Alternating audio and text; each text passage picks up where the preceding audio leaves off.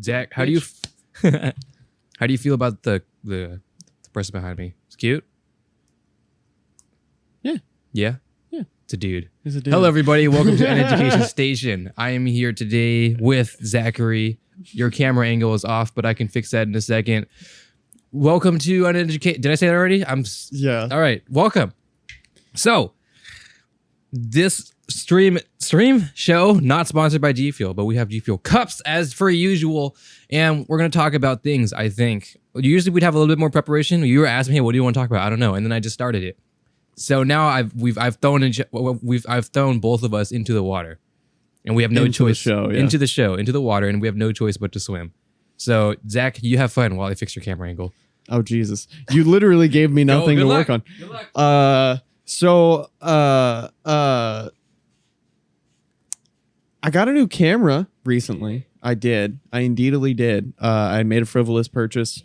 I spent way too much money on camera equipment, and now I have a camera that can shoot 4K 60 frames and 120 at 1080p. That you did. That I did. What on earth are you doing? What am I doing? I don't know. There we go. Why did you give me so much headroom? Did I? Yeah. Oh. Well, because you didn't have very much before. Bruh. That's perfect. That's fine. Okay. All right. You Fuck. did get a new camera, and it's going to be our permanent third angle for the show. Cue third angle. We don't have it. We could, though. We could hook it up. Honestly, I was debating, like, dude, for the intro for this episode, can we just have, like, a random awkward third angle? That's really good quality for some reason. Yeah, that's shooting in 4K. Yeah, I think that would be perfect. Yeah, you got an EOS R. You got a new lens for it. It's the R6, actually. It's the EOS R6. R6, but I asked if it was an R anything. You said, no, just the R. Yeah. Wait. I did, remember? Oh, God. So you lied to me. You can't trust anything that I say over text message because it's like You lied to me. I was like, what'd you get? Did you EOS the 6 or did you just get the R? And you're like, oh, I just got the R. I'm like, all right, cool. You got the 6. That's way cooler. Yeah, it shoots. It's a I think it's like a 24 megapixel sensor on it, which isn't like crazy. I think it's pretty crazy considering most cameras, like, or in the more budget-ish realm, or even higher DSLR cameras from the yesteryear, you know? Yeah. Were what, like 12, 18? Yeah. You know? I mean, mine is 32. Right. You know, and that's pretty good. 20, although 32 is a little bit excessive, and then also, you know, crop and all that type of stuff.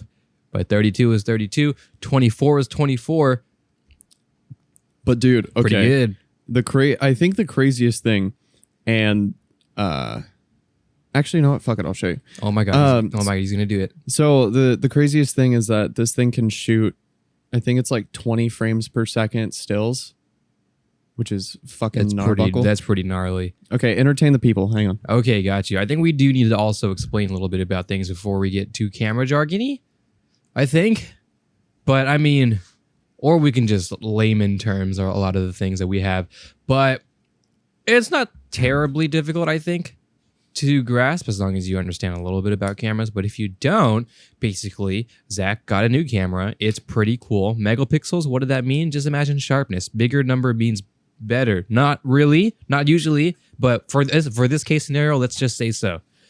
For under demonstration purposes, the higher number equals better. Yes. Your iPhone probably 12 megapixels. I think it was like 14, something like that. I mean, they're just trying to bring a number higher than 12, whatever, because numbers, you know, numbers sell. Anyways, Let's see it. Okay. My squirrel fell, but you didn't see it. Okay, so this is the Canon EOS R6, and I have a chunky lens boy on it and a lens adapter and all that fun shit. So basically, what I was talking about is it can shoot 20 frames per second in pictures. It's doing the thing. SD card going crazy. Oh yeah, no, I took my SD card out because I wasn't even gonna fuck around with that. But yeah, it's really, really nice, especially when, dude, oh my gosh. Okay. So I know that there are a lot of people who will sit there and like try to compare cameras and like all that kind of shit. Mm-hmm. I'm just gonna put this. Let's put somewhere. There we go. Just yeah, Nice. it's just creeping its little head. Permanent prop for the set. I bought it as a prop. It's just a prop. But a lot of people will sit there and try to like pull straws at why like Nikon's better, Sony's better, whatever. Mm-hmm. Oh yeah, The pictures you took when I was at your house when you got the lens. yeah. It's your boy. It's your boy. Look at me posing and shit. Yeah, and this was like the most mundane color correction I could have done. Oh, like, that's fine. It's all good. It looks good. and I'm pretty sure I did these color corrections. Did I do them on my phone? I feel like I did. But anyways, a lot of people will sit and talk shit about color stuff and Oh, Zach. Oh, and I like- know. I've been in this space for a very long time. I'm very aware of people who are really anal about the way you color grade your stuff. And, you know, at the end of the day, bro, there's so many ways. Some people color grade just to bring the neutral colors back, but the way they want it. Some people color grade to change the way it looks completely, you know? Right. Yeah, and I mean the way that I edit my pictures is a lot of just kind of bringing it to life, I guess, in a way. And Mhm. I wish I had raw files, but I don't. Well, it's okay. But you know, it's like there are a lot of people who will like shit on Canon's color science, like the colors that you can get. Like, I use Sony. Sony's better than everything. shut up. You know, I'm joking. Sony also makes good cameras. Everybody makes good cameras. yeah. At this point, like you can go. I can make a good camera at this point. No, Probably. I built a keyboard, Zach. I can build a camera. It's pretty simple. yeah. The one thing that I will say that this camera does that, you know, the Sony A9 or whatever is out now that's competing with this A7 A7S or A7S3 something like that. I don't know. Uh-huh. It's been Yeah. unless they have a 9. I don't know. Probably. I haven't really looked into Sony too much because I've never looked into that space because I mean I was never even in the EOS R space either. So naturally I'm not in the Sony A7S or whatever space. I was more into like, you know, my mirrorless Mark 6, well M6 Mark 2. So I was looking more at like the Canon M500, which is the cheaper version, or Sony's A5000, 6000 stuff, those type of stuff. So that's the one I know. That's the space I'm in. So this space is a little bit more different for me. I'm not in this. I haven't looked at this space at all. So I know nothing about it. yeah. And I'm here to learn, Zach. okay, so We're all here to learn. the coolest thing about once you get into the higher end space of like any company is it's basically like Canon was late to the game when it comes to full frame mirrorless cameras. Like Sony had been doing it for a long time. Nikon had been doing it for a long time. When Canon came out with the EOS R, it was like their first full frame mirrorless camera. And then the what are you looking at? The Canon R5 and R6, the EOS R5 Wow, and R6. 5K, 5Gs Yeah. for the A9 that we were looking at, which I think is the one that is the quote unquote competing one. So yeah, I mean think, or the A6. Let me check. But yeah, I guess it's hard to kind of figure out what Canon is fighting for. And the R5 and the R6, I think it's like $1,000 between them. And the reason why I got the R6 as opposed to the R5 is because I'm going to be shooting a lot of stills. hey, And- I could save $450 right, or $450 if I buy this kit right now, Zach, Oh shit. with this A7S 3. Ayo, Ayo? it's time. No. Homeboy shooting Sony? Oh my gosh, Just say fuck it, throw our cameras away. Throw all this time and money I've spent, invested. No, it's the cool thing about the R6 is that it does everything that anyone who shoots photos and video could want, and it's kind of like the 5D series and the 6D series from Canon's DSLRs, which I don't know if you know much about them, but that the 5D Mark IV used to be like the staple for photographers. Like that was a camera that every professional photographer used if they wanted to shoot Canon. And so this camera is basically the mirrorless. And when I say mirrorless, basically what I mean is explain to the people. Yes. So in a digital SLR, like, you know, the big chunky chungus boys, when you're looking through this little viewfinder, you're not actually looking at like through the camera's sensor. You're actually looking at a mirror that bounces from, there's two mirrors. So there's one that bounces from the viewfinder down, and then Here, and there's one right here. Yeah. Behind the lens. Behind the lens. It's goes like, up to the viewfinder and this way. Yeah. See, I know, Zach. Look, I'm learning. know. I learned, Zach. I did it. I'm better, Zach. Praise me. But anyway, so mirrorless cameras don't have that. And so when you're shooting photos on a DSLR, the mirror has to go up, you shoot your picture, and then it comes back down again. And with mirrorless cameras, you don't, obviously there's no mirror, so you don't have to do that. And So it's digital. Yeah, so it's digital. And one of the coolest things about shooting on a mirrorless camera is that it makes it really easy to use lenses that were designed for film cameras. And right now, I don't have it in my camera bag right now. I wish I did. But I actually was using one of my dad's lenses on his Minolta camera. This is another one of his lenses, by the way. And that thing is like tack sharp. Also, it has an electronic viewfinder, which means that you can see exposure. You can look, it basically shows you exactly what the picture is going to look like before you take it, which means manual focusing. Also, it has manual focus assist, which is fucking gnarly. And it works really, really well too. But yeah, it's like you take everything that you hate about trying to use a camera without an electronic viewfinder, and it just all goes away. Like the pictures that I took of you, like, you know, when I used to have a Canon 70D, and when I used to shoot pictures really anywhere on that thing, I would like go and be like, boop, snap a picture, look at the screen, because I wanted to check and see if my exposure was right. And now I can just keep my eye up to the viewfinder, because not only can I basically see what the camera sensor sees, but also you can preview pictures in there. Yeah. Which is really, really nice. Now, Zach, let me ask you something that may or may not be controversial, and I think you know where I'm going with this. Oh, God. I think you may or may not know where I'm going with this. So I have an opinion on this, but I think my opinion is skewed because, one, I'm not a photographer.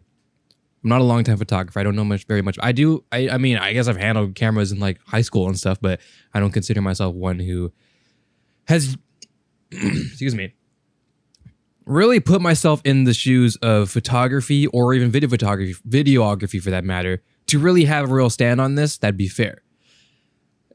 How do you feel about mirrorless kind of taking things by, not necessarily taking things by storm, but becoming more popularized, and to the point where, like you said, in a DSLR, you know, non-electronic viewfinders versus normal viewfinders, you have more versatility, and you can see things as the shutter would see it, because as you explained, if it's non-electronic, you see, you know, like we explained, you just get what the sensor sees, the mirrors and shit. You see it through the DSLR. That's what you see. What it comes out is may not be what you're looking at, you know? Right. Digital viewfinder, you can get more of a better idea, or it is how it turns out.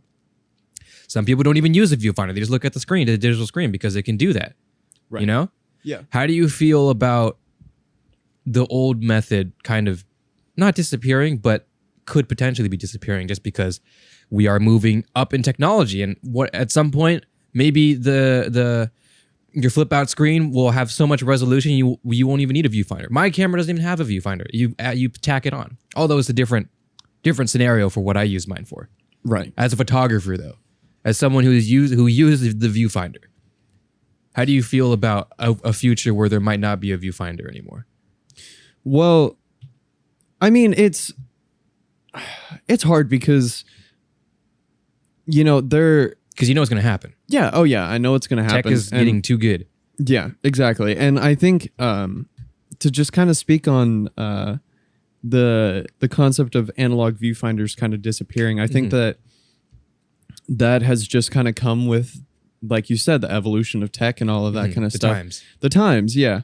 And, you know, there was obviously a time where that was like the latest thing, like being able to have a screen on the back of your camera so that you could preview pictures, going digital, like all of that kind of stuff. You know, that was like the latest and greatest technology. And that ended up changing the course of the way that photographers work and the way that cameras work.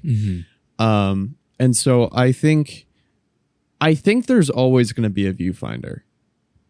And the reason why I say that is because there are a lot of benefits to using it. I mean, as someone who, you know, shoots photos and I mean, uses it. That uses it. Yeah. Because even when I take photos, like for the wedding example, I mean, I was mainly doing video, but I did take some photos. Right. And I didn't have my viewfinder. Because like I said, my camera doesn't have a viewfinder.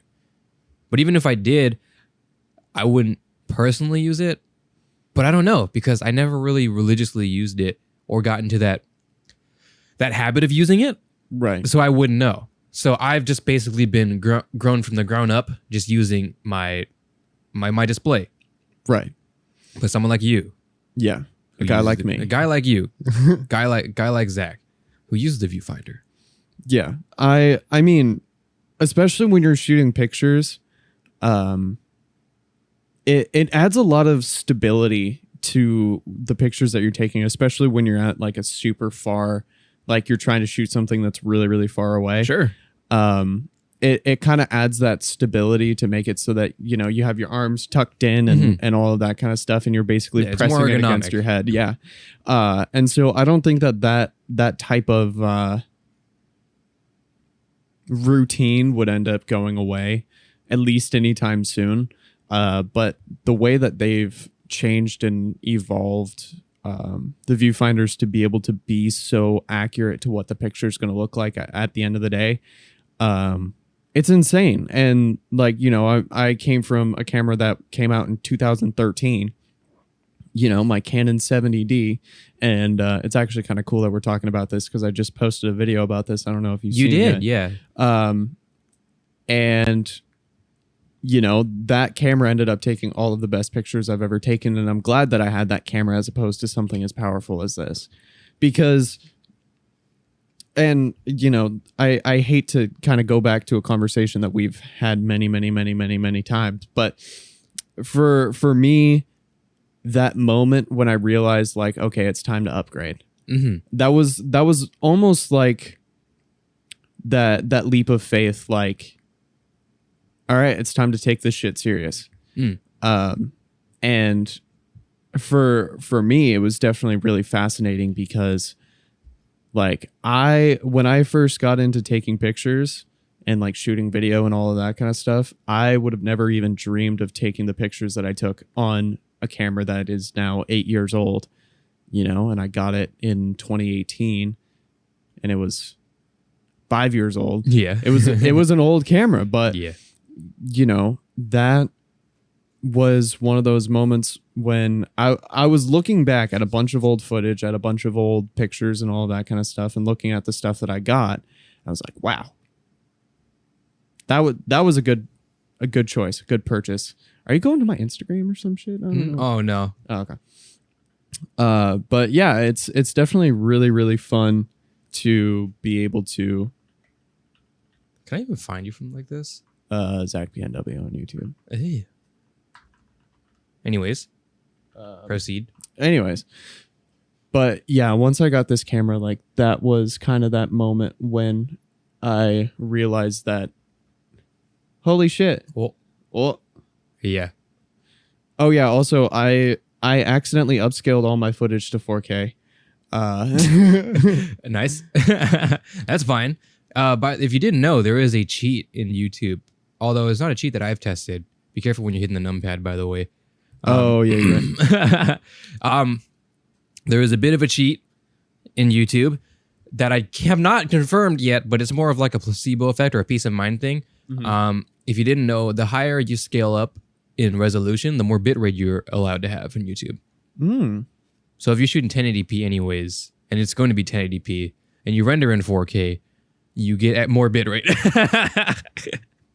That's funny. Technically, although it's still 1080p, because nothing changed, it's just bigger. But that's fine, because you know what people are watching this video on, Zach?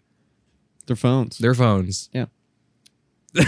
So that's how you cheat the system if you want, although it adds more time. And then if you want, though, you can add some sharpen and maybe even make it a little bit nicer at 4K. But that's a cheat. That's a life hack. I have not confirmed if it's better, although most people, whenever they do it, they'd more just render in 2K or not 2K, 1440p. I know it's not too relax. I know it's not technically, theoretically 2K. Shut the fuck up, nerds. That also adds more bitrate than 1080p's, and also you can render it in 50 frames per second. Oh, that's weird. And then you get even more bitrate. It's super. I don't know, dude. Editing in COD, you find these like interesting things. I don't do that because that's way too much. To me, that's being way too anal, and I don't really notice too much more of a difference. So I just do 4K. I just render my things in 4K, add more sharpen, stuff like that. And force more bitrate. And if you watch it in 4K, then hey, there you go. If not, if you do watch it in 4K and you don't have a 4K display, it's just a better 1080p experience. Yeah. Easy peasy. But anyways, that's just besides the point. Yeah, this is a really fun video to look at. If you haven't seen it, you should check it out because it's a great time. It's a great time. And I am excited to see what more you do. I mean, it seems like you've been uploading more on your channel. Yeah. You know, a lot of music stuff. A lot of music stuff, and they're a lot of fun. Your one we did Ashes of that cover that you did As the World Caves In? that one. Yeah. That one's doing really well. Yeah, dude, honestly, like it's so funny when I sit and talk about my YouTube channel because I was so scared for such a long time to do anything that even remotely had anything to do with music. And this video that you guys are looking at right now is actually, it was just a proof of concept because I had just watched Bo Burnham's Inside and he did a lot of like digital zoom stuff. Yeah. And so I wanted to see how much I could get away with. This one is not it though. This one is an older one. This one was shot with your 70D, I believe. Yeah, no. It's the other one. No, this one was also. This one was also the same type of thing. I just only had my 85 millimeter, and so I couldn't do as much of the zooms. But you can see the digital zoom in and out. But yeah, this one was super cool, even though it was very bare bones. Yeah, it was just a mic, camera mic and stuff like that or whatever. Yeah. But I thought it was really cool to see. So this one was like your camera. You're testing the limits of or maybe not the limits, but just how good your crop full frame 4K thing is. So you had it punched in as far as possible, which from 1080p to 4K would be 150%, I believe, because 4K to 1080p is 4K to 1080p would be 150% because you could scale it down to 50%. To 50. Anyways, yeah, this was cool to watch. And this was your first video that you ever took with your camera. I'm pretty sure you took this like the day you got your camera. Literally the day the day that I got the lens adapter for this camera, I actually filmed, edited, and posted this. Yes. Oh, for the audio listeners, we're just looking at his channel right now. Audio listeners, we're looking at his channel right now. You can check it out in the description, by the way. But look at how. Okay, wait. Yeah, I know. Hold on. Yeah. I gotta. To the Oh, I accidentally. Here, wait. Let's see. Look how far it goes. Oh, you showed the Right. thing. It's okay, just right there. Yep, there we go. Yeah, but look at how wide that is. That's And what then- I was seeing, man. I was like, gee, bro, when you blew my mind because I've never when I was at your house, right? And you were Uh-huh. saying, yeah, this is like a what, 50 millimeters, whatever. Or no, you know the because you have a 20 millimeter, right? 24. 24 millimeter, and you're like this close to me. I was like, bro, Zach, you can't do that. And you're like, yes, you can. And then you showed me like, what? Because I'm so used to shooting in APS-C or Yeah. crop, right? And you have full frame. So because right now we're shooting this is 50 millimeters right now. Yep. This is 50 millimeters. That is 50 millimeters. What you're looking at right now, it's Zach's, and it's pretty far. Yeah. But with the full frame, that's like half the distance for 50 millimeters relative. So I can explain this in a way Yes, that do it, makes Zach. sense. So basically, the reason why smaller, so it's all about the sensor size. So full frame. So this camera has a full size sensor. And I mean, you can go bigger, but that just gets into fucking calm down, bro. Calm down. medium format and all of that. You weird take stuff. pictures at your wedding. Calm down. Yeah. Sorry, I just attacked for a second.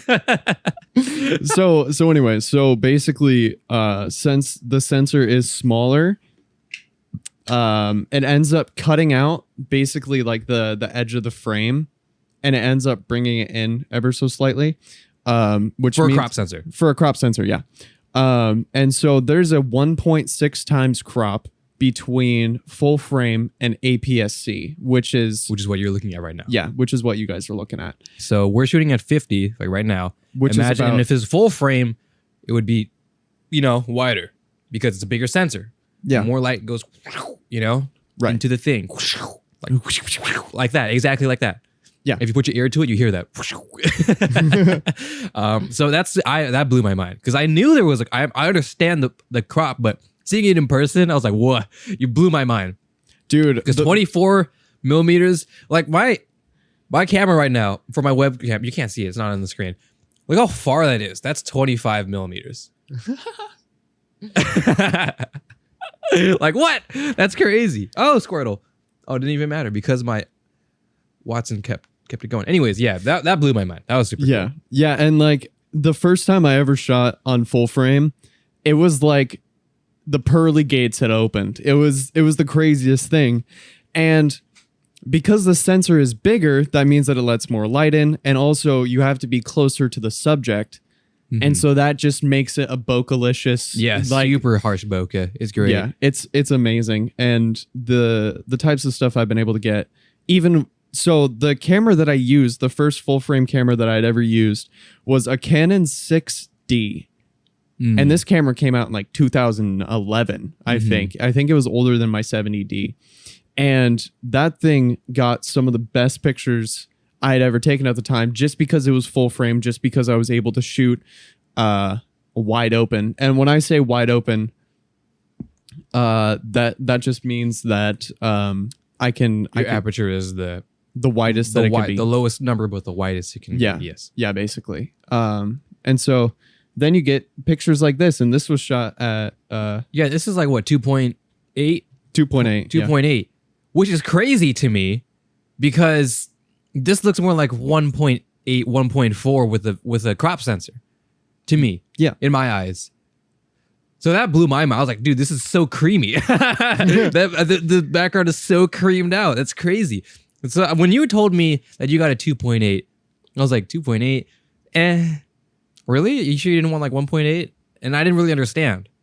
I didn't really, because I understood the difference of like the focal length for it, or like we just explained, 24 millimeters in a crop sensor versus a full frame that you have, and how that blew my mind. What I didn't know was that the aperture also changes in respect to that. I didn't know that. So when I heard 2.8, to me in my mind, I was like, oh, that's not as crazy. And you're like, oh, this will probably replace my 50 millimeter 1.8 that we're shooting with the show right now with 50 millimeter 1.8s. And I was like, but now you're going to shoot at 2.8, and you're like, nah, it's going to be great. I'm like, I don't know. And then you showed me. I was like, well, never mind, it's going to be great. So yeah, that's awesome. That's cool. Bunch of camera jargon, bunch of things people probably don't understand, but it's cool. I think it takes a lot to learn, but I mean, man, I'm pretty sure. I haven't. Have you watched the recent Apple thing for the new event? They're doing more of a cinematic approach to cameras and stuff. Okay, is what they're calling it, and people are mad that they're using the cinematic wrong. I'm like, all right, calm down, bro. They're just buzzwords. Relax, bro. It's just marketing. Calm down. bro. Samsung said they bent the laws of physics with the Fold. It's not even glass, anyways. Yeah, so that's gonna be interesting. I did not see the full event, so I don't want to say any specifics, but I think they're taking more of a. I don't know if they have like a, how do I explain it? Like a manual type shooting thing yet, where you can choose app. I don't think they do that because they don't even have that type of thing. But I feel like for example, Sony and stuff, or an Android, you can buy or not buy it, maybe buy, I don't know, but you can get like third-party camera apps that can do that type of manual stuff, right? Mm-hmm. You could probably do that for your camera. I think Samsung already has a manual shooting type of thing, right?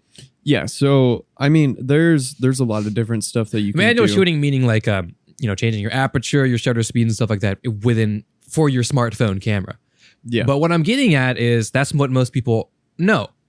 And once, for example, it gets to the market like an iPhone, people will play around with it, understand how that stuff works, even if it's pseudo, even if it's a smartphone. How farther can you get? They will understand the functionality of a camera, shutter speed, aperture, ISO, that type of stuff. Yeah. So that'll be cool to see this new emergence of people that might get into cameras more, that might get into photography more, videography more, or just know how they work more. So that way we might enter an age of people who just understand camera jargon, which would be really interesting. That would be a very fun approach. But so Apple would definitely do it, as Apple being, I wouldn't say the dominating factor in the US, the dominating phone market, but I think as the generations move on and more kids want the blue bubbles and stuff, Apple will be that person, and Apple will be the type of person to get more people into that type of thing. So photography and that type of stuff. So I just thought that was cool. And we mentioned before, even though we have these cool cameras and we're shooting on really cool things, our smartphones take pretty good pictures. Yeah. And they take okay video. Arthur, do you want to know something crazy? What is something crazy? My phone can shoot in 8K. Of course it can. You have the 21, right? Yeah, the 21 Galaxy S21. But I think the funniest thing is that just being able to shoot in 4K on my camera has been like the most mind-blowing experience for me. And I found out that I can actually edit 4K footage on my computer, which, I mean, I wasn't scared that I wasn't going to be able to, but it was just you like can do it, yeah. I don't know, man. The fear, just the inherent fear of like, oh God, what if I go to put this stuff into Adobe Premiere and I'm just like, I can't do anything with No, this. it's not like that. No, you're fine. Zach, you know COD editors. We talked about this. These COD editors are doing 3D scenes with the Core i3. Right. 4th, 5th gen. You can do anything, Zach. All you need is patience. That's all you need. Yeah. And even that, you see, it seems like you're fine. Another thing, that's right, I've totally forgot. In the Apple thing, they're going to say you can shoot in ProRes. Oh. Do you know what ProRes is? It's basically like a super resolution, easier to cut type of video, type of thing. But it's really big. File sizes are very big. So imagine like shooting in like uncompressed, if you will. In layman's terms, shooting uncompressed files. So they're like fucking massive. But whoa, nice catch, Arthur. You can shoot, or you can now get an iPhone up to 1 terabyte of storage, which is pretty enticing, actually. Although, I don't know. It's tough because it's fun, it's cool, it's gimmicky, and I saw the commercial they did with it, and it is really cool. Like, they're in like the snow thing, and they're shooting this movie, and they was doing this cinematic video thing in ProRes, oh, so cool, Right. But if you're trying to do that, you should probably just buy a camera. Yeah. You probably should, for the price of an iPhone with a 1 terabyte. Let's look this at right now. For the price of, let's see, iPhone 13 Pro, because you need a Pro to do it, or a Pro Max, and you also need to have at least 256 gigs. Naturally, right? Because they're a large file size. You just can't get away with 128 if you're going to shoot in ProRes, right? Which is kind of wild because... Which is pretty wild. So let's go Pro Max, and then we're going blue or something. This is a blue color. It's pretty cool. 256. Let's just say our own carrier. What are we looking at here? Oh, this text a little too small. What does that say right there? 1,099. 1,000, 2K, $2,000. For $1,099, $1,100. For then this is the 256 version. Yeah.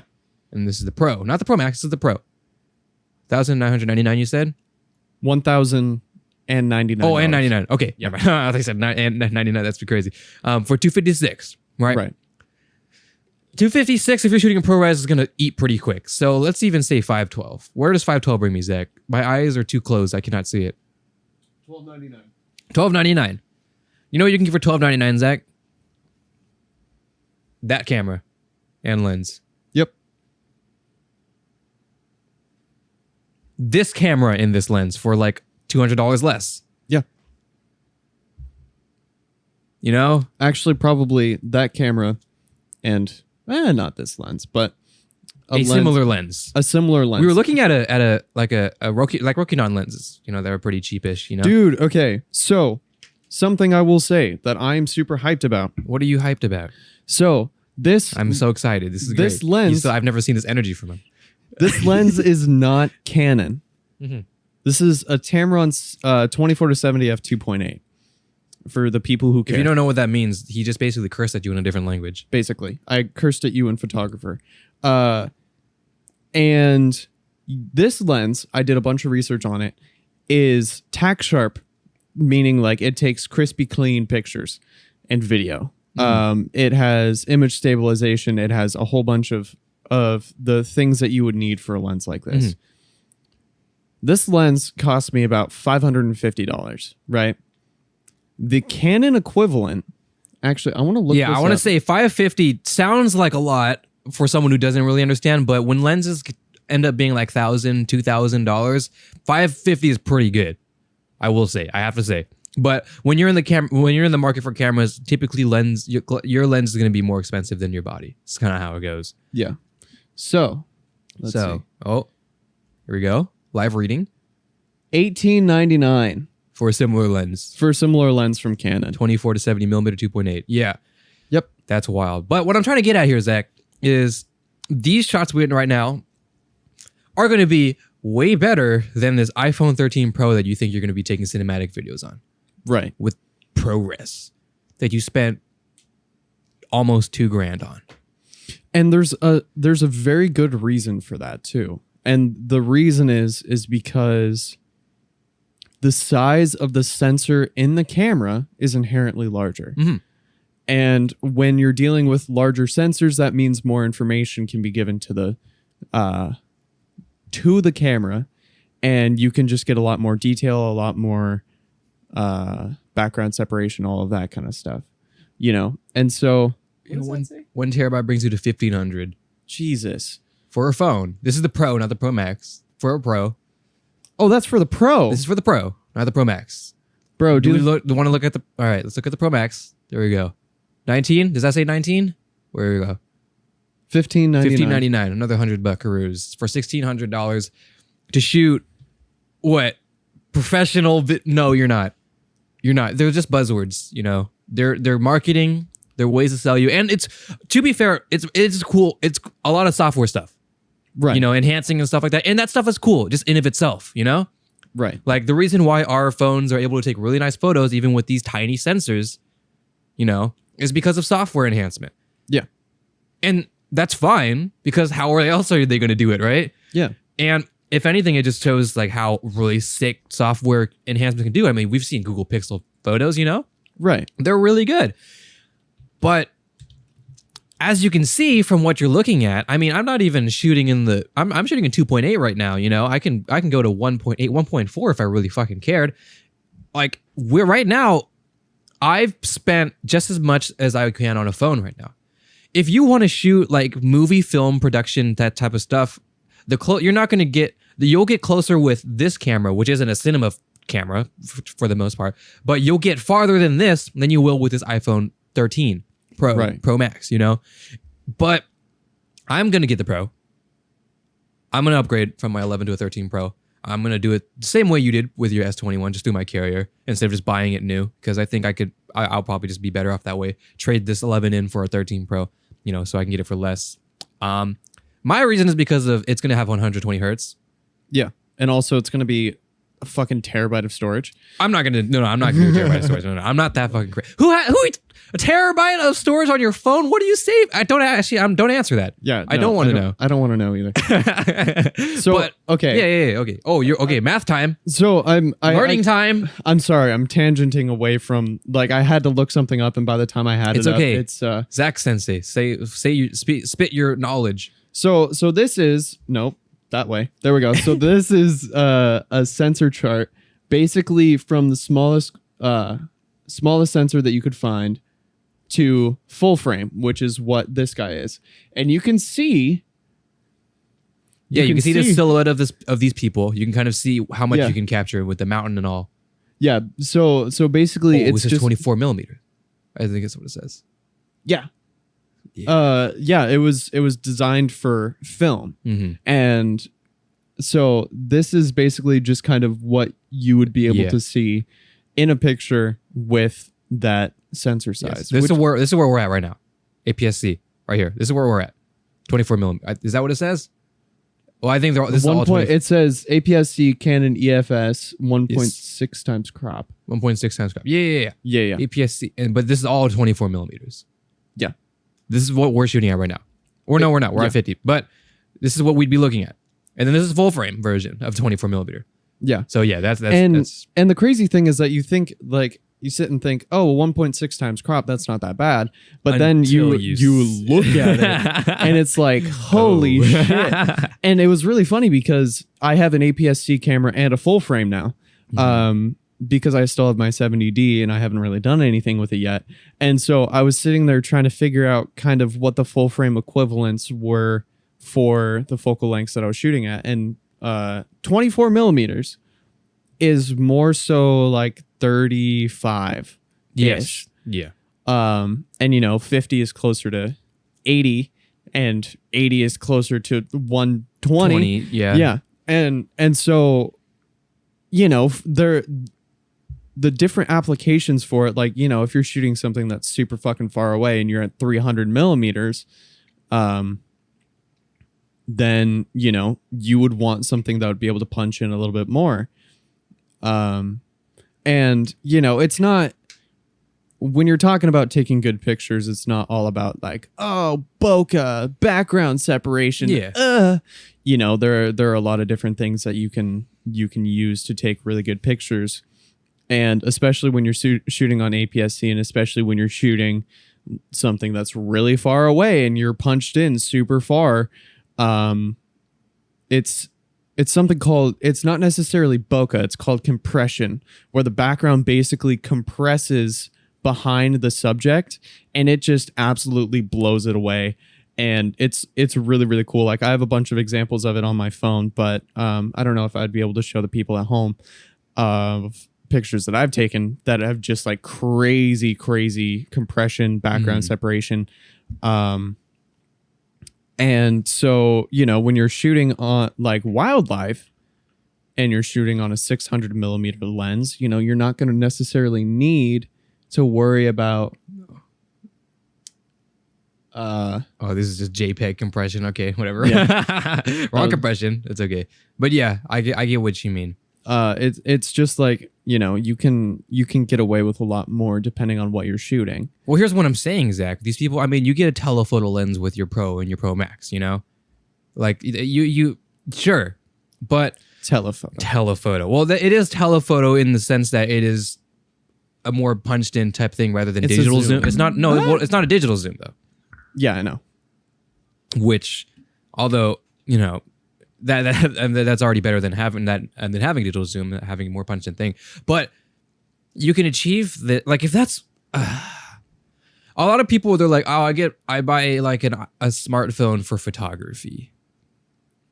I'm serious, Zach. I'm serious. I'm being dead serious. Please don't. Yeah. Like, okay. They take really nice photos, and that's fine, but that's more photos for sharing with like Facebook, Instagram, that type of stuff. But if you're like want to get into photography and videography and that type of stuff, for the same price as this Pro Max with a terabyte of storage, You could get an EOS R. Not this one. well, not that's yeah. But you can get my camera. You can, you know, like you can if you care about photography. I'm quoting because this is what I've seen and heard, and I am calling out some friends. It's okay. I love y'all, but stop it. let's calm down for a bit. You know, if you care about photography, you buy a camera. You get into the ecosystem. You get into the ecosystem. You understand. You know. Yeah. And that's not. I don't know how to explain it because like that sounds so rudimentary. You know, if I want to get into pianos, I buy a piano. if I want to learn how to play scores and learn music, I buy an instrument. I don't. Right. You can only get so far of like learning that type of stuff through like a DAW or something, like using instruments in Logic Pro or whatever, you know? Yeah. And that's not a terrible way to learn instruments, a terrible way to explore instruments and stuff. But as we've explained before, if you're actually playing on the instrument, it's a different vibe. It's a different understanding. It's a different, you have the tool with you right now, you know? Yeah. Yeah. And especially when you're talking about something like photography, where it's been around for literally over 100 years, you know, like if you want to get into it, and if you want to shoot digital, even like the camera that I have right now, it's probably retailing for like $400 right now. You know, and there are just so many different avenues that you can go down, and that's not even just Canon. You know, there are Nikon cameras, there are Sony,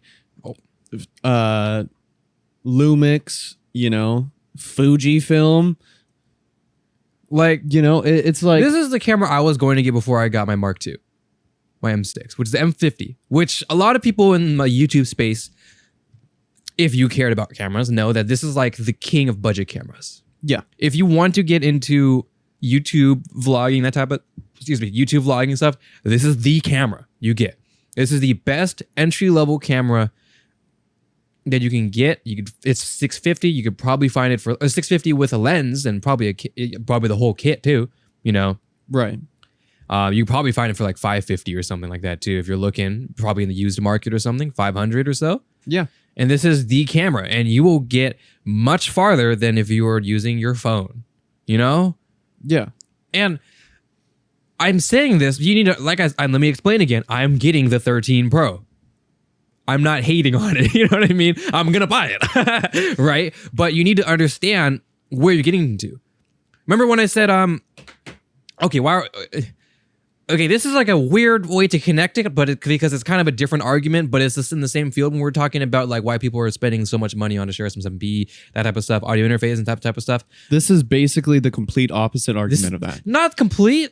It's in the same realm. They're not fighting against a different argument because you're spending the same amount of money for something better. Right. Exactly. It's like you would buy this microphone and the audio interface for that circumstance, for that type of thing. Otherwise, you would just buy like a USB microphone. Right. Right? So for this scenario, the USB microphone is like your phone, which will get you as far as you need to. But if you want to get into the enthusiasm, whatever you want, photography space, you get a camera. Yeah. For $650. And then you get a 256 SD card for like $20. Maybe not $20. Maybe go a little farther so you can get a nice one. Like $30 or so, $50 or so. Maybe not 50, 30, $40. I don't know, man. 256 cards are kind of expensive. Well, no, I mean the one I bought wasn't too bad.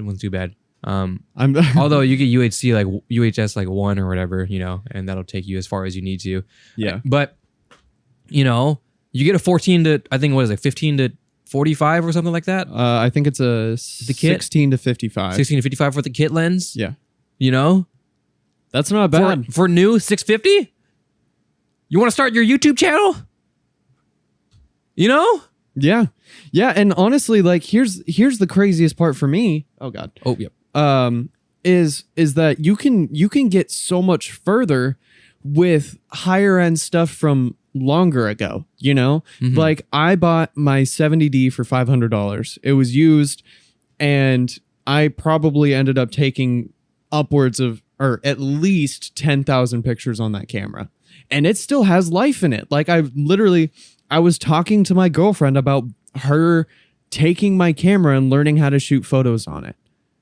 Mhm. You know?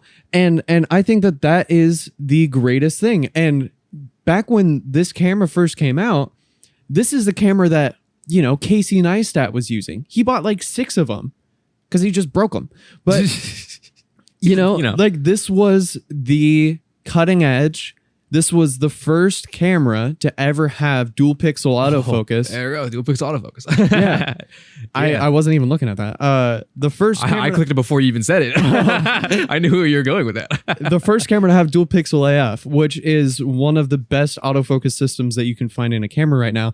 And this was 2013. They are still using the same type of dual pixel AF now in this camera that came out in 2020, you know? It's like, you know, if it ain't broke, don't fix it. There are a lot of things that they have in cameras nowadays that they had in cameras from 8-9 years ago. Yeah, you don't have to. I mean, even now, like the M50, like I said, we're shooting on an M200, which I bought used, by the way, for what did I $400? I think you said like 300 or like something $300, like that. $400 on eBay? Bro, Come on. man. you're spending $1,600 on an iPhone? Yeah, I'm a photographer. Yeah. I got my iPhone 13 Pro Max Plus Pro. But it all depends on what you're shooting, you know? Like if Yes. If I guess If you're shooting your family picnic photos, then, you know, maybe you don't get a mirrorless or a DSLR just for that, you know? yeah, I mean, you exactly. could, but if that, you know, you're just like taking a photo every like couple months or so of the family, you're like, hey, there we go. Smart. That's what they're for. Smartphone. Yeah. You get the, wide angle. Hell yeah. Oh, let me punch in a little bit. I'm gonna step back. Well, honey, step back a little farther. Watch this shit. You know, sure, Yeah. whatever. Have some fun. But if you yours- are actually gonna try to take pictures, like actually try, yes, and you know, for me, get paid for it. You know, you have to invest a little bit to make it so that you're getting a good quality image out of it. mm-hmm. And it's so interesting because, like, you know, back before smartphones, my mom had this camera. She had this. Oh god. Oh no. No. And after that, she had the Canon EOS 1. Mm-hmm. Or no, she had the first Canon Rebel. And, you know, then she ended up getting a smartphone and she doesn't really use DSLRs very much anymore. Mm-hmm. But you know what I mean? It's like there are certain situations where you can justify not having a camera and just using your phone. And is this So this is a thing of the cinematic mode. This is a demonstration of it, where it's when they look away and stuff like the video. It's using the portrait mode, right? Yeah. Now this is a cool technology that has been starting to become a thing, like portrait mode in like a video. Right. And if software is going to be doing it, obviously Apple and maybe even Google. Although Google's videos suck, but they're getting better. You know, those two companies are like software giants. You know, Yeah. if anybody we're gonna really master it would be Apple. And these are kind of perfected. Like, I don't know. I feel like these were shot on actual cameras. I don't really believe it, but it's a cool idea, right? And yes, this does look really good and whatever, but there's a couple things you need to understand with this. This is shot in a studio, or studio setting, lights. This is optimal settings, because obviously this is what they're going to show you. If you're shooting your video outside, I don't know, or in like in your room and you're trying to do these stuff, it's not going to look as good. Right. But you know, it's a cool feature to have. Right. But that's what I'm getting at. It's a cool thing to have. This should not be your main camera. This should not be your main. This is not. You're not shooting movies with this. I'm sorry, you're not. You can shoot really cool YouTube videos with it. Sometimes. Maybe. No, you can. You can shoot cool YouTube videos with this. You're not going to make a career out of it. Right. Or a movie career. That sounds really harsh. And sure, I mean, like I've always said, you can, like, if you have a smartphone and you want to start YouTube, you should probably just use your smartphone to start YouTube because the camera's good enough and that's all you need really for a YouTube channel when you're starting That's how out. I started YouTube. Man. That's what I'm saying. That's how we all started YouTube, bro. It's my smartphone camera, it's my webcam, bro. That was it, you know? Yeah. That's fine. But if you were just trying to say, I am going to be a photographer. And you whip out a phone. And you whip out my phone. If I am having a wedding and I say I need a photographer and I buy a photographer, I get a photographer, he comes on the set, all right, let's do this shit. He's getting kicked out immediately. He whips out his phone, all right. Go away. I'm sorry. That's just how it, you know what I mean? It's just, it's weird to tie that argument with my Shure SM7B argument because it sounds like I'm counter arguing now, but I'm not in a way because I'm not really trying to I'm not coming to opposite conclusions. The conclusion I'm trying to make is that you're still spending $1,500 for something that you could have obtained for much less or obtained better quality for the same price. If you want to get into videography, photography, and that type of stuff, buy a camera. That's all I'm saying. Is that a hard concept to understand, Zach? No. If I want to be a pianist, get a piano. Right? Does that make sense? Yeah. Yeah, and the thing that I think a lot of people have a hard time understanding sometimes is that there are a lot of things that you can learn by using something that is not the cutting edge, the top of the line. Mm-hmm. And like I was saying before, I'm glad that I didn't start on a camera like this, especially for photography, because it teaches you to be resourceful with what you have. Yes. And I mean, you know, if I talk to other wedding photographers and I tell them that I shot a whole wedding on a Canon 70D, they're going to be like, "What the fuck? How?" And you know, that's because I had to kind of think outside the box and I had to work around it and figure it out. And you know, that is something that you won't really have to do if you're using, you know, a camera that is brand new, full frame mirrorless, all that kind of stuff. But what it does teach you is that learning curve and trying to figure out these new tricks and finding, you know, like, you know, the analogy that, you know, a strict parent makes sneakier kids. Yeah. You know? Yeah. Like you can have a camera or some sort of tool. Now let's speak generally. Yeah. Some sort of tool, gadget. I don't know. Did I say gadget? Ew, that was gross. Ew, you sound so old. Right? That isn't the cutting edge thing, but it's something that you were able to obtain, by the way, with your own hard-earned money, your sweat and tears. Right. You know? And it is not the cutting edge thing. It doesn't have everything that you know, not able to do everything for you. You have to figure out ways to do it. And in turn, you learn. You figure out more about your camera. You understand what the limitations are of what you can do, or even you do, or you find the limitations and you see how you can bend them. Yeah. You know, you learn all these things. Practicality, you know, using it. You don't learn book, you learn street, you know? Yeah. You figure out how you can get the most and better out of what you have. And then you upgrade at some point like you did, and now you are a way different type of photographer than if you were to just buy this outright. Right. Because I was able to take the time to learn what I needed to learn. I took all of those really shitty pictures. And it's funny because I talk about the 70D all the time, but that wasn't the first camera I ever had. I actually had a Canon T3i, and that camera was even older. Mm-hmm. And, you know, that was something Classic Rebels. Yep, classic Rebels. That was something that my mom and dad bought me for Christmas. I think this was Christmas of 2017. Because I was telling them like I want to get into photography so bad, I just don't know where to start, you know, this, that, and the other thing. And I was looking around and I was like, oh, this is a really good camera, and whatever. I didn't know anything about camera gear, and so I finally got my hands on a camera. Right, I didn't know what the hell I was doing. I was just randomly taking pictures of shit. I was in auto 95% of the time. I was just having a go, and then that's when I started using it for video. And that's when I started to realize, the limitations of this camera, limitations of like, I bought the 70D with the intention of only using it for video. And then I ended up proceeding to not shoot very many videos on it at all. And, I had reached the point where I was like, oh, I can't shoot the videos that I want on this Canon T3i. So I'm going to upgrade to the 70D. And, then the rest is kind of history, honestly, because like we've gotten to the point now where it's like, oh my gosh, dude, this like, video I shot, I think it's 720p, right? That was at 1080 because we're talking about Rebels. Oh shit, I shot this video. So this was a school project. It's on my channel, by the way, Chef Boyard Yeet.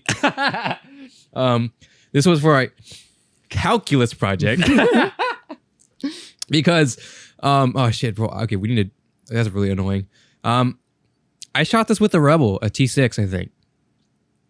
And this was with my cousin's T6, and I really wanted a, this is so funny. What was supposed to happen was, so in my calculus class, basically the way my calculus, I think other calculus class, if you take it in high school, that is made, is that you are supposed to, what's the word? You're basically just studying for the AP test. Basically, that's it. The whole thing. Oh, look at your boy. Oh man, back when I was good at basketball. Bro, that shot took so long to do. We stood there chucking this. By the way, okay. Before I proceed, this was a TI-89 calculator, but it was already broken, so it's okay. It was beyond repair. Don't worry. It was already done for. So nobody cringed. It's all good. We were chucking it around. It was broken already. Okay. But, what was I getting at? So I'm going to give you some context because this video is so funny. I love this video.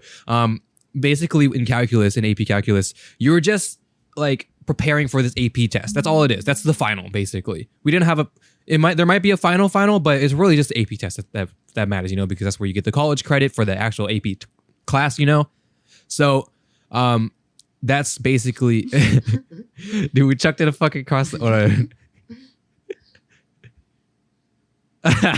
Ran over with a car. It was so great. But like, basically after the AP test, if you don't know, if you never taken an AP test in high school, it's in the like, not even like the last days or last month of the year or of your school year.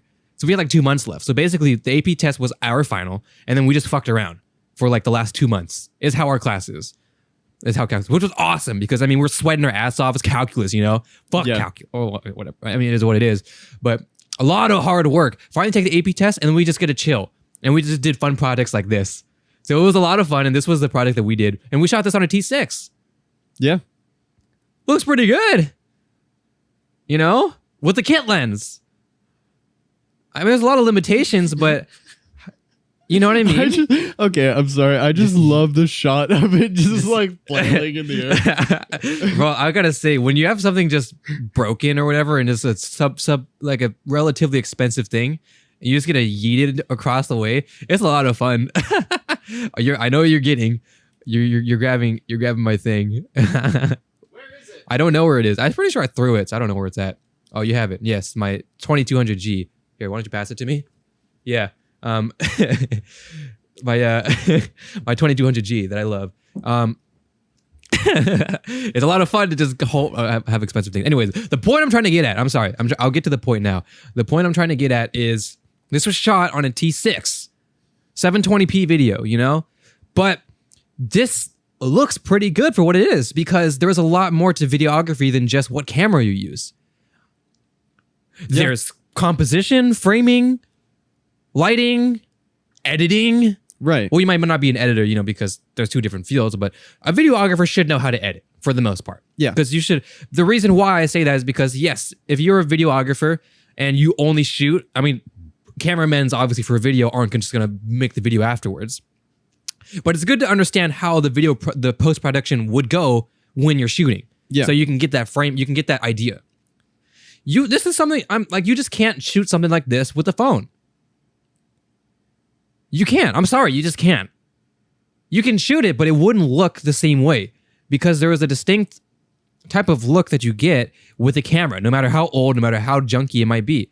No matter if you're shooting in 720p, 480p, you know, or maybe not 480p, but you know what I mean? There's more to it. There's actual background separation that you can get even with a kit lens. There's more shutter speed control so you can get more natural looks. You know what I mean? It's Right. just, there is more to it. And how much is it? Where is it? There we go. How much is a T6 going nowadays? How much could I nab a T6 for? Brand new. 500, 360. How much? Let's take some bets, Zach. How much do you think I can probably score a T6 on eBay for? 400. Fuck. 175. That might be, what is that? A kit? Fuck That's the T6S. T6S. T6, 370, 300, 500 new. Okay, I would not spend 500 for one of these. 350, 405, and that's for a bunch of cameras too. 250 250 for a damn. kit. 260. This will get you into photography. You could take photos on this thing. And the funniest You part, can do some video on it. the funniest part, this is better than the camera that I started on. That's what I'm You know? saying. Also, I'm gonna adjust my mic really quick, and I apologize for the sounds that are about to come out. I think of it'll this. be okay. So, 183. I mean, these are bids, you know, but you can get pretty far with a budget camera because no matter, I don't care what the fuck anybody says, any budget camera will be better than your smartphone. Right. No matter what, I don't care. Any budget camera will be better than your smartphone. Maybe not a Pixel though, because Pixel is a wild card. But for video though, Pixels are ass. So what I'm trying to say is, even this video that I shot, which is on a T6, I'm shooting in 720p. You know, it's really good video for what it is. You know, and it's a lot more fun to shoot with, to actually operate and learn all the things, you know. Sorry, this video was so much fun to do. Oh my gosh. Eric. I fucking destroyed him. Get fucked. Look how many times we launch it. But something like this, you know, I know this is a really long drawn out point, so I'm probably going to conclude it here. Don't buy an iPhone Pro Max. Don't buy a Galaxy S21 Ultra, Yeah. a Pixel 6, if you want to be a photographer. I guess the main reason why I have the phone that I have right now is because I switched carriers and I wanted an Android phone instead of an iPhone. Just because personal preference. Personal Woo! preference. Yeah, whatever. But Whatever. otherwise, you would have been probably fine with, like, you know. I had an iPhone 10s. Yeah. And I was fine with that for like 2 years. And before that, it was a Note 8. Yeah, you probably would have You had know? like an S10 or something. You would have been chilling. Yeah, dude. And because I do photography stuff, I just do not give a shit about the cameras on my phone. Yeah. And like it honestly just does not really matter to me. And the pictures that I take with my phone are for a different reason than the pictures that I would take with a camera. Yes. And so I could be carrying around my camera bag, whip out my phone, snap a picture, because it's just like, it's not worth the effort, you know? It's a different vibe, you know? It's a different vibe, yeah. And there's a different rationalization for me to be taking pictures with my camera as opposed to with my phone. Yes. That's all I'm saying. I just, for the same price as a Pro Max, you can get like, what is the base iPhone start at? Where are we at? Did I? Oh, right here. The base iPhone. Let's see. Here we go. Oh yes, so cool. It is pretty cool. I gotta say, the marketing for Apple, they do. It's really good. They do a damn good job. They do honestly. quite a good job. Okay, devices. Does that say devices? I can't even read honestly. Oh fuck! I just Oh gosh. Anuki is bad with tech. No, the display is really far away, and I can barely see it. So it's a little hard for me to navigate. 13 and 13 mini. Let's see. Pre-order. Let's say 13. $799. Okay. Pink. Fuck it, dude. 128 like a normal person. $799. Is that what that says? Why does it say Oh, $829? $829. Wait, why is that $829? Why did it change? $799. Is it because it's pink? What the fuck? What does that have to be with the carrier? Oh, connect to your own later. You have to spend more to connect to your own? Okay, let's just say like Verizon. I don't know. All right, $799, right? Yeah. Okay, $799 for your phone.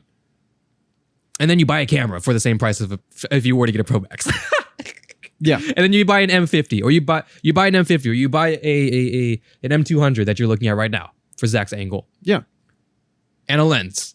And For the price of for a Pro Max. yeah. And may I add that this lens that is currently my angle is $90. Not and even, you can like 70. yeah. You can buy it new for 200. You can find it or new for like 150. You could buy it on eBay for like 70, 80. This is a nifty 50. Everybody knows a nifty 50. If you're a photographer, you know what a nifty 50, you know. Even the kit lens. Because this came with no, it didn't actually. I bought it without a kit lens because I wanted to get even cheaper. But you buy this, but you need a smartphone with a good camera. You get a 13. There you go. Base model 13. Hey yo. That's a phone. You know? It's new. You're texting, you're twittering, you're doing your thing. You're doing the grams. The TikTok, and then you buy a camera. Yeah. That looks pretty good.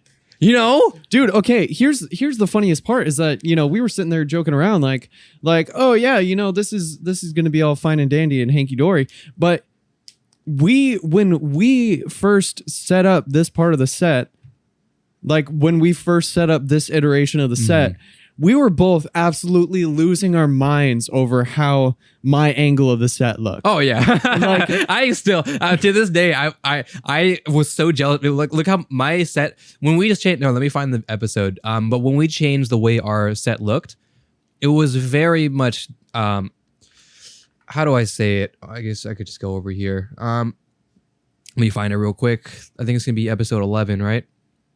Yeah, episode 11 is the new set. Lord, come on now, baby. There we go. Like this is how your set looks, and it still looks pretty indicative of how yours looks right now. Yeah, but my set still a bit to be a little bit more. I mean, it's definitely matured now, than what it is right now. Yeah. So in the early infant stages, still a little bit more to a little bit more to be desired, I guess is the right way to put it. Yeah. But I mean, the shot itself looks so good because we're shooting on cameras, not phones. Yeah. Because I'm shooting on a camera, body and lens that costs less than a Pro Max. And your angle is a camera and a body and lens that's and a adapter. fraction and adapter. Speed booster, that's a fraction of a Pro Max. Right. Right. And it looks fucking fantastic. And then after you get a camera with a good lens and and all that, and then you buy a phone for the same price. If this doesn't tell you how, like if this is I don't know how better of an example I can get, Zach. I really don't. I don't know. Yeah, it's like maybe one day we should just shoot on iPhones on our phones. that sounds like a horrible idea. Exactly. On phones that cost more than the cameras that we're filming on. Yeah. Your S21 costs more than your angle right here with a speed booster and a lens. Yeah. My base model iPhone costs more than it. Yeah. Like, Oh, my bad. I didn't mean to launch it at you. I totally good thing I missed you, bro. I like thread needle. I meant to throw it backwards, but then it didn't throw backwards, and then I let go, and then I whatever. All right, let me see that. So.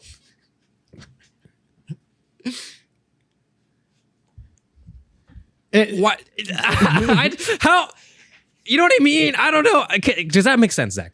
Yeah. Does it make sense? Totally that makes sense. You can buy a smartphone and still have a smartphone that has a decent camera to take your family photos, to take your dog pics, to take your selfies. And then if you want to get serious, if you want to say, I'm a photographer now, I'm going to be a photographer, I'm going to get into photography, you buy one of these. Yeah. Is that too much to... am I information overloading right now? Is that too hard to comprehend? No. No, right? Okay. Hang All right, on. I'm gonna show you something even funnier. Ready? All right, let's see. Whoops. Oh, my bad. Oh, T3? The T3i. Are you ready? Oh man, let's see. Boom. Shopping. Let's see this shit. 200 used on 189. 189 used on B&H. eBay right there, for 300. Homeboy, that's a T7. Oh, it's a T7. No, T3i. Right there. T3i. 289. I don't know if I'd spend 289 for a T3i. Well, that is Yeah, with no. the kit, although that was with all the stuff, all the things. It came with the stings. 289. 289. I don't have a lens in my bag right now that's less than $289. And okay, that's not even That's a flex, bro. Okay, I didn't know. All right, this guy right here. Okay, and just the had to funniest casually drop it on y'all. the funniest part is that isn't even a flex. That is just a testament to things kind of ramp up in photography. And if you didn't know that, I'm gonna let you know right now. This is a lot of money. That's a lot of money. A lot of money, like adult money. But you didn't start on it. But I didn't start on it exactly. And you look at my camera bag and you're like, oh, you have a bunch of real fancy schmancy lenses in there. And I'm like, it took me but look where I started. It took me 3 years to get there. And They laughed at me in high school. Look at me now. Yeah, exactly. But this is the camera that you would start with, right? yeah, if you just want to, if you want to learn photography, you buy something like this, not too expensive, it's not a financial investment. not a financial investment at all. It's a couple shifts in your part-time job. You can lay off the what do kids buy? The Dutch Bros and you can lay off a couple Dutch Bros and the Dutch Bros and Jewel Pods. you could last 1 week without that extra Jewel Pod purchase, 2 weeks or so, and get a camera. If you want to get into photography, you do these things, right? You make sacrifices. Because when you're in high school or maybe not middle school, high school, you have your job, you're making money, or maybe not. You're mowing lawns, you're making hard-earned cash, and you want to do something. You want to get into something. You want to learn something. You want to learn photography. You want to learn video. You want to learn cooking. You want to learn all these things.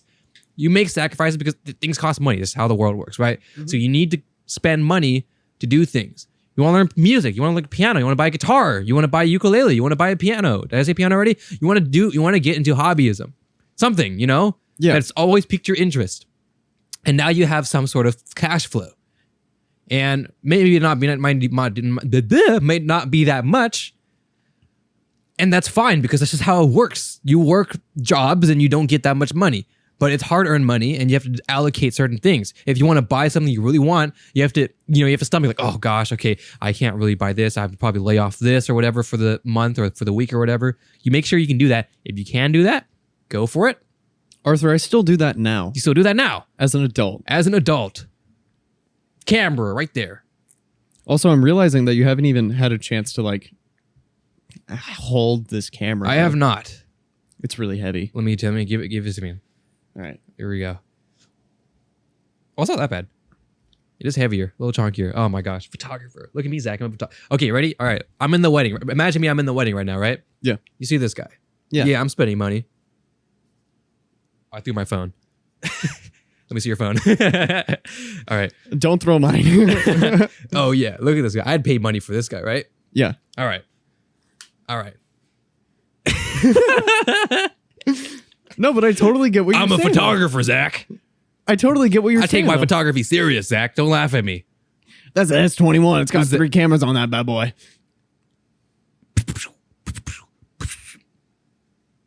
Like, Yeah, exactly. and then That.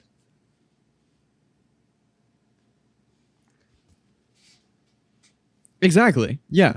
now, here's another counter argument I'd like, or here's another argument I might hear. I don't really want to. I don't know. That's a lot of stuff to bring. You know, I just have it on the phone. It's convenient. Put it in my pocket. You know. Have you seen the M200, Zach? Remember when we got it in? Like you can't. Okay, let me pull up a picture of it, bro. The thing is so tiny. It's so cute. Hold on, hold on. M200. It's so small. Look at that little Look how guy. small it is. It's like a point and shoot, but it's gnarly and it takes really good pictures and really good video. Really good video. I'm pretty sure it has dual pixel autofocus. No, eye detection. Dual pixel CMOS. It says it right there, Zach. It says dual pixel CMOS autofocus.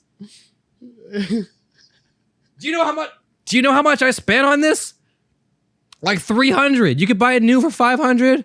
$550. I spent like $300 on eBay. $400 on eBay probably. I think it was more like $400 402. Wait, go back up. 402 for Look just at the that body. shit. But I mean, that's another thing. Then if you wanted a certain picture, you buy lenses. You can't do that with. I threw it. You can't do that with your phone, Zach. Okay, hold up. I'm gonna sneak under the camera and I'm gonna use a visual representation. Okay. Wait, what do you mean? Oh. Oh, okay. Got you. So, as one does, you have things lying around. You get lenses. You get lens eye to get the picture that you're looking for, you know? Right. Because the body, this is the reason why you buy like the body camera, you know, body the camera body, the body camera, Body camera. the camera bodies, because GoPro. the tool is more your lens. I feel. Okay, so I'm gonna learn you something real All quick. right, here we go. Okay, so in the very beginning, this is the first pro lens that I bought. This is a 24 to 105 f4, which is fucking fantastic. Look at that. It zooms and it Whoa. zooms really far. I bought this lens for the same amount that I bought my 70D for. This was like the first big purchase that I made of a lens, right? I'm going to put that right here just so that you can see it. And then this is a 70 to 300 millimeter lens, right? So with these two lenses combined, I have a focal range. So basically the range of how far I can shoot from 24 millimeters to 300. Right. And this also, it zooms. Whoa. Whoa. I got to use that one. That one's a lot of fun. Yeah.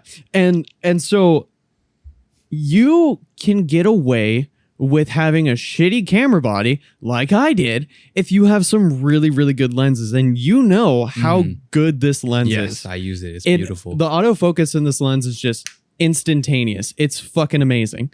And the same thing goes with all of the lenses that I have right now. And Even dude, simpler than that, man. I'm Yeah. using I have a 50 millimeter that I've been using all the fucking time, and it's from the 90s, bro. It's from a film camera.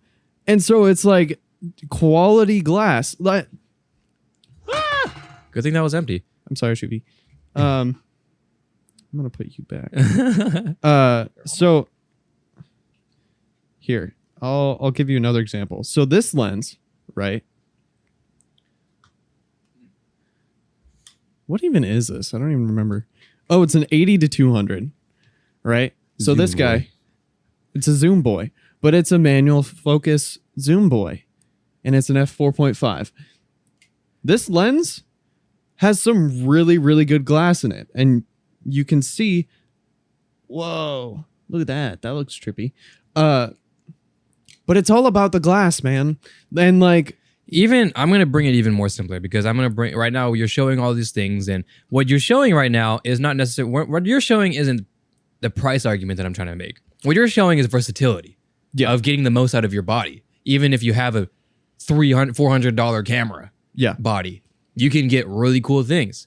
And if you buy it, you get like one of these kit lens, which is for the EPS sensor, which is the aps-c crop sensor that we're talking about, because mirrorless versus full frame, that type, or not mirrorless, crop versus full frame, that type of thing. And you get one of these bad boys, 15 to 45. Can we just talk about how tiny that lens is? How tiny this lens is, how tiny this camera is, this M200. It's so cute. You can put it in your pocket. Don't put it in your pocket. You can put it in your pocket though. And that's put a body cap on it first. Put a body cap on it first, but you could put it in your pocket. You could put it in your bag, you know, and it's probably fine. Okay, I just want to, for the meme, I just want to see a size comparison between you versus the guy she tells you not to worry about. No, what I'm trying to say is, Zach, the argument I'm trying to make now. No. I get the argument that you're trying to make. Is the size argument. Because a lot of people think, oh, big chonky cameras, you need the camera bags and stuff. And yes, at a certain point. Right. But when you're getting into photography and you don't have a bunch of lenses and stuff and all that type of things, you buy a camera like the M200 or the M50 and you get a lens like this with it. And this will serve you pretty far for what you need to do. And this will cost less than your iPhone and still outperform it. Right. You know? And that's with the kit lens. This is with the kit lens. And you can go even, even like the Canon's own 20 millimeter is only like $100 or so. 50 mil is only like 70, 90 on eBay, you know? And bro, I really want to just like nab one of the 50 mils off and just show, like, I feel like that's a really poor life choice. No, that's not a good idea, but you know what I mean? Like, you can get so much out of... You can get so much out of so little, and that's the amazing thing. And when you're, especially when you're talking about lenses, because lenses have been around for a very long time, and they make adapters for pretty much any type of lens that you can possibly imagine. And you know that lens that I was talking to you about, the manual focus one from the 90s, it was built for a Minolta camera. I can use it on my Canon full frame mirrorless camera. And it shoots some fucking amazing pictures. I've had a chance to shoot on that lens, and it's great. It's a great time, you know? And so even if you can't even afford lenses that have autofocus, and if you can use manual lenses, I would say do it. You're going to take a lot of really shitty out of focus pictures, but once you learn how to nail that focus with a manual lens, that's a lesson that you'll be able to take with you for the rest of your life, because, you know, you can get some really cheap lenses that have autofocus that is broken. And you can get a lot of really, really, really good lenses that are just completely completely manual focus. I have a really good analogy. Another one. This was I think recent-ish kind of. There's this guy who kept failing his driver's test because he only knows how to drive a Tesla. And the reason is because of all the extra features that Teslas do for you. You know, like special, you know, specially designed braking. You know, things that if you never drove a normal car, you would have never known. And because of that, he kept failing at very basic things in his driver test that his Tesla would take care of for him.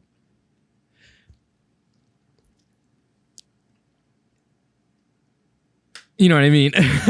Like this goes back to the argument of like finding limitations of the gear that you have, whether it be budget, you know, or not. Right. You know, starting small. And then getting into upgrading as you need to things that may take care of the things for you. Right. Like the issues that not issues, but take care of some things for you, you know? Yeah. Like, oh my gosh, dude, let's keep using the car analogy. Yeah. I had a 2000 BMW 323i, right? That thing ended up not having ABS, not having traction control at one point. The airbags only were on when I got into a car accident. And it was just like, you know, it was the biggest hunk of shit. I mean, I loved that car, but it just was falling apart. But, you know, it saved my ass when it needed to. It got me from point A to point B, and it made me realize what I wanted in a car. And then I got my Subaru, you know? That's a good point, Zach. Yeah. You get something... a baseline. You obtain a baseline, Zach, and then you figure out what it is that you want. Yes. After you figure out what it is that you want, then you upgrade to that path that satisfies those needs. because you know, all cameras are built different. All cameras are for different people. You may not want an M50 or a M200 or a M6 Mark II or whatever. You know, you may not want an R. Maybe what you need is Sony. Maybe what you need is Fujifilm. Maybe you know what I mean? Yeah. Maybe what you need is not what everybody's saying you need. I keep saying get M200, get M50. Maybe that's not for you. Or maybe you buy an M200 and M50. You figure out what it is that you want out of a camera, and then you proceed from there. Here's the coolest thing, dude, is that my buddy Ben, he started on Canon. He started on a Canon Rebel T5, and then he got the 80D, and he's the reason why I ended up wanting to shoot photos in the first place. Ben, I love you. But he ended up switching to Fuji. He got the Fuji X-T3, and that thing is a hybrid monster. And when I say hybrid, it's really good at photos and video. And that thing takes amazing stills and it does amazing videos. Like oh my gosh, like he does such cool stuff. And honestly, I just kind of want to find one of his videos really quick. Go ahead. But what the main we're going to kind of wrap things up, but the main to conclude, Zach, is a conclusion I already put together, but it's just like a smartphone is a smartphone. It is not a camera. A smartphone has a camera. It is not a camera. You cannot say that you want to get into photography and get a smartphone for photography. You buy a camera because a camera, you can get pretty far in cameras for not very much. And things cost money. That's just how it works, right? Life costs money. And all right, cool. Let's see it. Okay, let me finish my thought then. Things cost money, and that's just how it works. You know, economy, you know, things like that. But because of that, you need to understand what you're getting into. Photography isn't very cheap. It's an expensive hobby. It really, at the end of the day, it is. But I can't. When you say photography is a little too expensive, so I'm just gonna buy an iPhone Pro Max. You know, 1 terabyte of storage. You know, let's think about what it is you really want out of your photos. What it really is that you're going to be using, or how serious are you about photography? You want to take photos? You want to take stills? You want to do video? Are you sure the Pro Max is for you? Because as Zach explained, he has a phone, or he has an S21, but he has all these cameras and lenses and stuff. He's a Zach is a photographer. And he doesn't give a shit about what phone he has. Basically, yeah. I am a tech nerd, Zach. I love tech. I love tech. I love computers. I have a banging computer over there. But I use an iPad for my laptop. Yeah. I don't give a shit. I don't give a shit. Yeah, okay. They're different they're different things. That serve different purposes. And that is something that I think that we could not emphasize enough, is that there are certain things that Zach, use case. No! Use case! No! Okay, before we get too far off topic, I wanna go ahead and show you this. Hang on. Oh yeah. Let's look at visual audio listeners. I'm sorry. We're just looking at some videos that Zach's buddy Ben, who I'm sure would be my buddy if I ever spoke to him, took with is Fuji X-T3. Yeah. We're gonna kind of skip around. It's only a minute. Oh, it is? All right, bet. Yeah. Oh my gosh, that's so pretty. I love that. Dude, Fuji has this, I don't know how to explain the picture that Fuji has. I mean, obviously there's color grading as well. But something about Fuji just has this kind of like, I don't know how to explain it. Like this kind of tropical type of look. Yeah. This kind of blue pink type of very, very islandy type of aesthetic to it. the way it shoots. And of course, this is color grading. At least I would assume that he color graded. Yeah. This is so cool. Kapow. Oh. Yeah. Like, he came from a Canon from this, right? Yeah. He had a T5? T5 and an 80D. He started with a T5. Yeah. Look what he's doing. Look what he's doing. He didn't start with a fucking iPhone, Zach. Yeah. He started with a T5. Zach. He's a photographer. He's a videographer. Yeah. Now, He's not using a fucking phone, Zach. No, I sound hostile, Zach. I do. Do I sound hostile? Do I sound like I'm being aggressive? no, well, I mean, you're being very blunt with your point. Because I feel like this point is common sense. Yeah.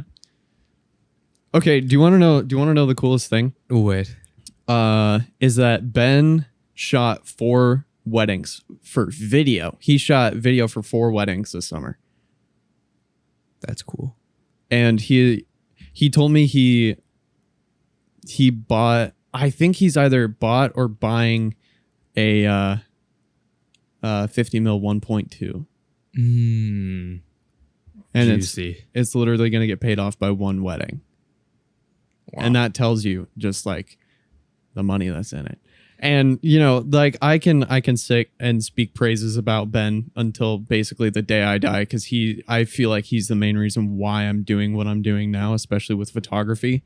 Because like back in the day, you know, back when I was in high school, like I was the guinea pig for him because he was getting into photography, and you know, I was just the person who was on the other end of the camera, like getting pictures taken of me. You know, and then I was like, I want to be on the other side of the lens. Like I want to see how it works. No, Zach, I just have a point to make. Zach. And it's kind of weird. This episode is very odd because you're trying to make what you're saying, Zach, is how expensive cameras are. And my argument is trying to be how cheap it can be. So it's very hard to make this conversation flow. But I'm going to say, well, okay, I'm trying to speak to the same point that like you can get into it for not that much money. what I'm trying to say, Zach, is you don't need, if you want to get into, I forgot to throw my phone. You want to get into photography, I'm going to buy a smartphone. I'm going to buy a Pro Max. I'm going to buy an S21 Ultra. Keep it on this camera, Zach. No. Okay? Right?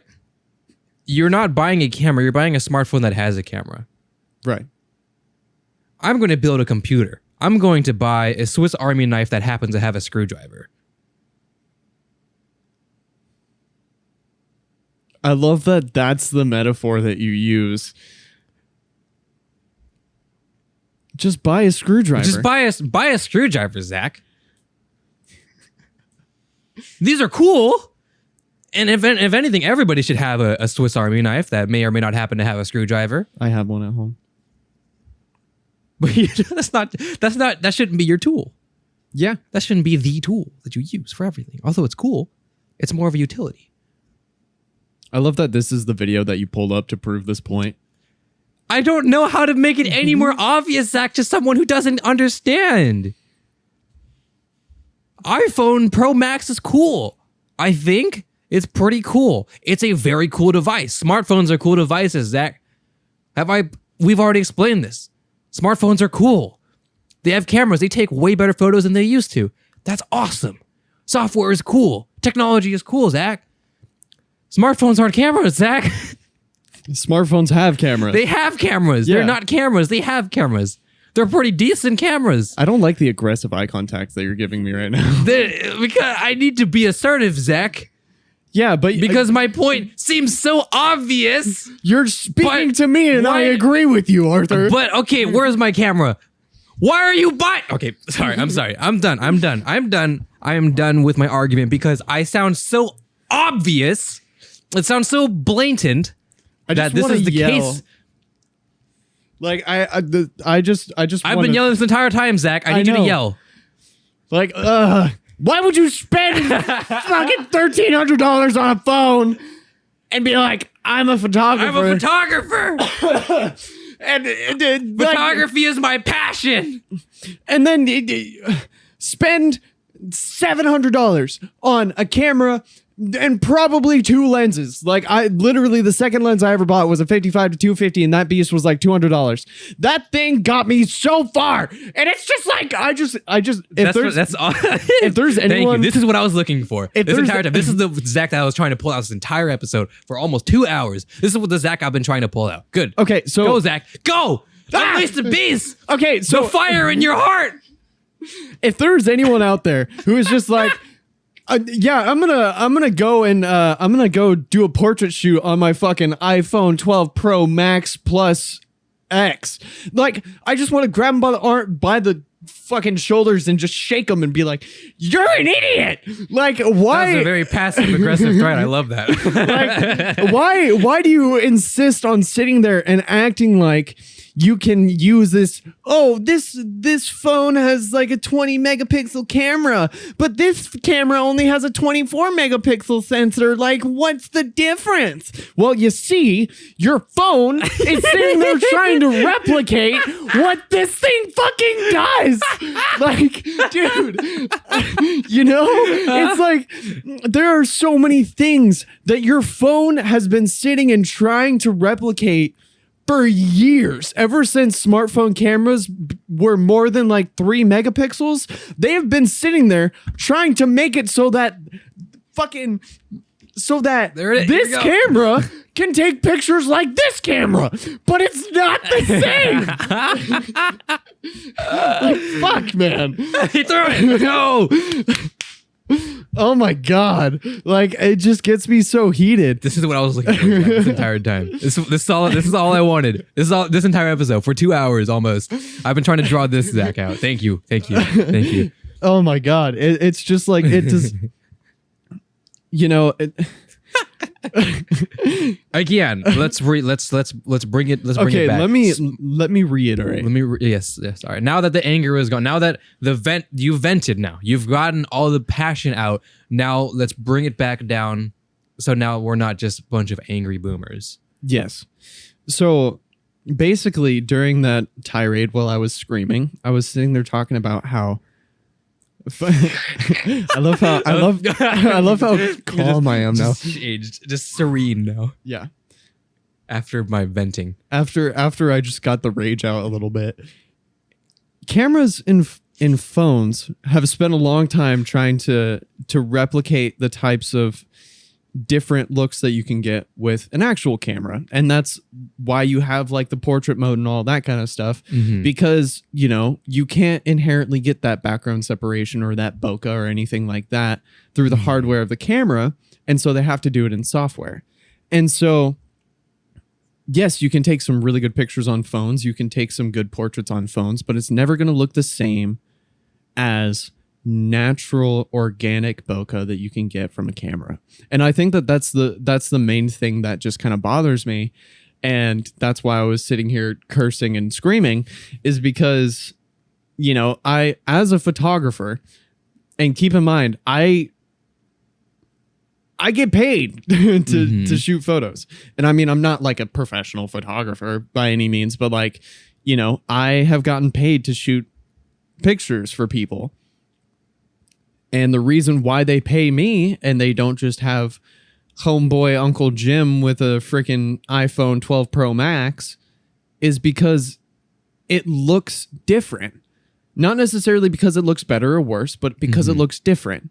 And honestly, the types of versatility that you can get with an actual camera and investing money into the lenses that you have is exponentially more important than investing money into your camera body, because like all of these lenses look just as good on my 70D as they do on here. It looks different, but it looks just as good, you know? And like I can throw every single one of these lenses onto the fucking M200 and it'll still look fantastic. And, Yeah. and you've used this I've guy. used- You yeah. had a lot of fun with this. I did. And oh wait, you also used my I use 24-1.5, all of your lenses now, except for this one. except for that one. Although I would have to adapt that onto my speed. I'd be double speed boosting. No, this is EF. Oh, that's EF? Yeah. Oh, I thought you bought. Oh, that's right. That's right. That's right. You bought an RF to EF. Yep. Okay, never mind. I thought RF to EF to EFS. That would have been a nightmare. Yeah. But anyways, I guess to sum up Sure. everything in one kind of nice statement, and I'm very calm now. All right. I would say that if photography, shooting videos, I'm just going to speak to the camera now. All right. If photography and video is something that you want to get into, I'm 100% like, please do it. Like, go. You do you, boo boo. Like, I would love to see the types of things that people can come up with because everybody is creative in their own way. But there are certain kind of tools for the trade that will help you along much better than, say, the phone in your pocket.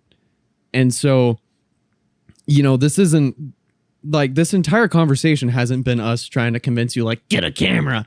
No. It's more so been like, there's kind of like an order of operations A PEMDAS. a PEMDAS, yeah, to get into any hobby, any career, anything like that. And, invest in yourself. Obviously, don't go fucking ham and cheese, yeah.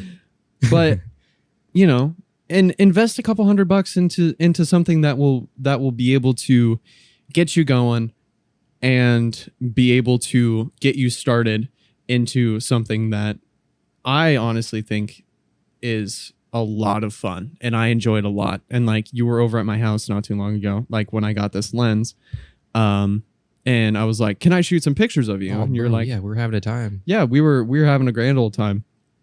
And so, it's like, do it because you enjoy it. Don't do it because you think that you're going to make money from it. Because the second you think you're going to make money from something, you're not. And that's where it all started for me. I just enjoyed taking pictures. And the fact that I can make money off of it is fucking cool.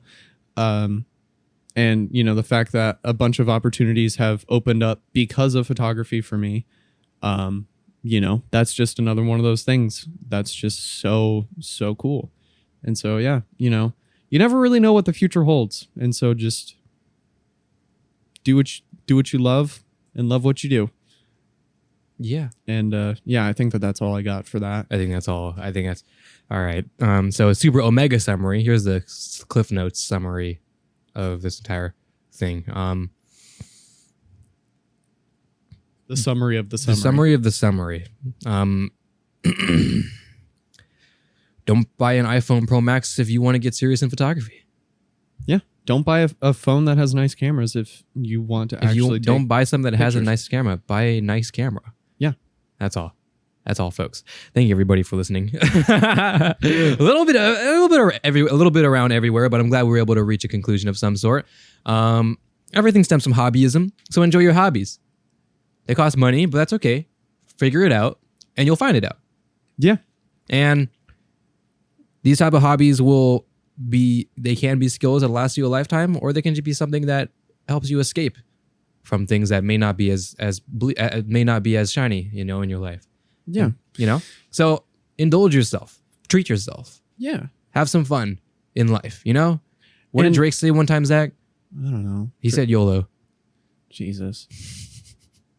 And also share it with your friends. Share all the fun things that you like to do. Like, go run around and take fun pictures of your friends, shoot goofy videos, start a podcast, whatever you want to do. Because that's basically how this all started, was because I had camera gear. Arthur wanted to start a podcast. I had been filming stuff for him, and it all just kind of evolved into something cool. And so you never really know what could happen. You never know what the future holds. Who knows? So just, fuck around and find out. All right. I think that's all. Yeah. I think that's all. Thank you everybody for listening. And do you have anything else to say, Zach? Coffee link, Oh yeah, that's right. Patreon, All that down there. Still haven't set the Patreon up yet, but yeah, we will keep saying it until it happens. So keep checking, and it'll be there. All right. Anything else? If you aren't listening on Spotify, go listen to Spotify. Like, subscribe. bit.ly/uned Spotify. Yeah. I love your face. I hope you're having a good day. Go drink some water. Goodbye.